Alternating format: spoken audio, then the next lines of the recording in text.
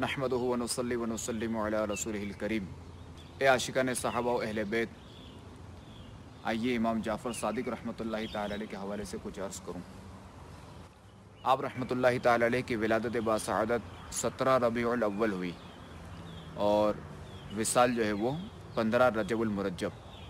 امام مالک رحمۃ اللہ تعالی علیہ فرماتے ہیں کہ میں ایک عرصے تک امام جعفر صادق رحمۃ اللہ تعالی علیہ کی بارگاہ میں حاضر ہوتا رہا۔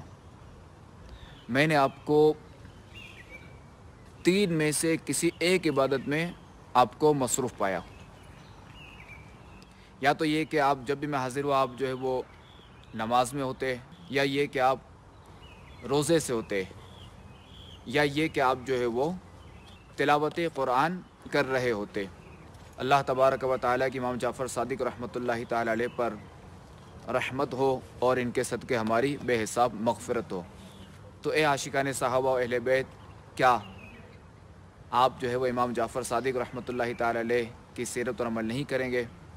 تو آئیے نیت کیجئے کہ آج کے بعد میری کوئی نماز قضا نہیں ہوگی انشاءاللہ عز و جل۔ رمضان کے ہم روزے رکھیں گے انشاءاللہ عز و جل، تلاوت قرآن درست مخارج کے ساتھ کریں گے انشاءاللہ عز و جل۔ اللہ تبارک و تعالی ہمیں اپنے بزرگوں کی سیرت پر عمل کرنے کی توفیق عطا فرمائے، آمین بجاہ النبی الامین صلی اللہ تعالی علیہ وآلہ وسلم۔ صلو علی الحبیب صلی اللہ تعالی علی محمد۔